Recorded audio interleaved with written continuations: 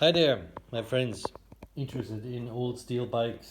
So here's a tiny little update. Start with the weight. Currently, what is bolted onto the frame gives a total weight of 3,756 grams.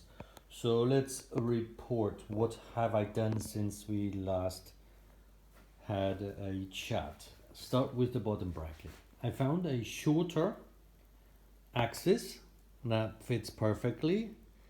Um, it also pushes the cups out, and luckily finally like this cup here has loosened up and came out, so I can adjust the cup according to the axis. So the axis inside where the races are is a little wider, so that results in this, which means I can use another um, fixing ring on this side because they're the same.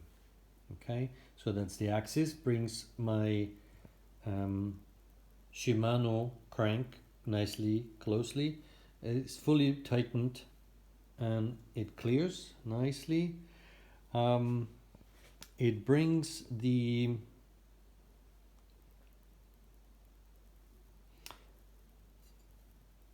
drive side crank far enough in so that we're in a good place, and it enabled me to purchase a brand new square taper Italian threaded Shimano square taper. So meaning it's threaded in Italian 24 blah blah, forgot the numbers.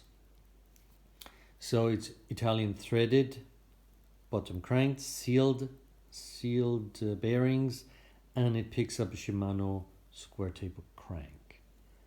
Okay, and I have happened to find this in my stack, in my stock, in my stash, whatever. A Shimano, where is it? There we go. It's an Exage 300 LX, wherever puts that.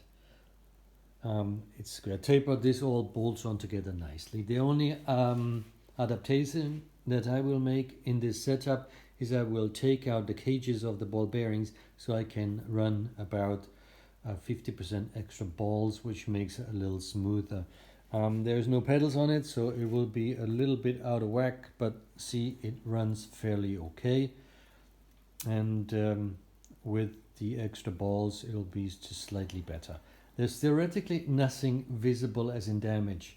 The axis is fine, the cups are fine, the balls are fine, but you see it doesn't really spin all that creamy. It helps once you mount the pedals so that the weight is a bit more balanced. It would work, but whatever happens first, maybe I get delivery of the new bottom bracket, and I think that's acceptable change for the Leroica, and these cranks are definitely pre-age as needing to be. So we're good with the cranks. I drilled them at some point in time and it doesn't really look nice, so that's why I marked some more holes black, as you can see, and so we will have some more drilling on that. I might also drill the ring, but I will go shopping first in order to find a slightly smaller one. So moving on, I have fitted a 135 millimeter hub. I like this hub. This is very, very 80s.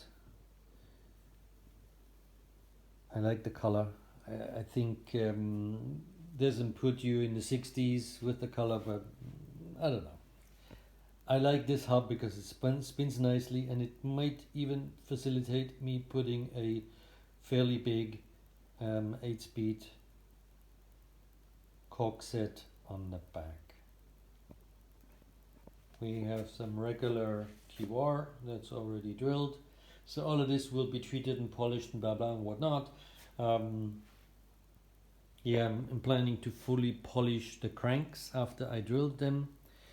It's subject to can I find a small enough narrow wide tooth wheel. I think it'll look nice in Drillium, and I can polish the flat surface on top. That's a fairly easy task. I can chamfer the holes, so it gives a nice little bling situation. I will also polish the flat outside surfaces, so that'll look more in keeping. I'm still sweating whether this dark colored hub is working for me here or not.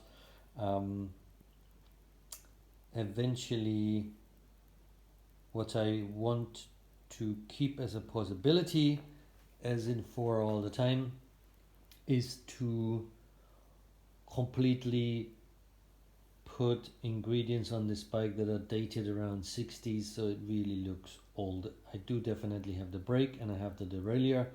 For this I have the shifters, down tube shifters and so on. I have the levers for a curly bar. We shall see. Okay, so that was the last update on this subject here before Christmas. So we'll talk about this subject again in the new year. Be well, enjoy, hope you're good.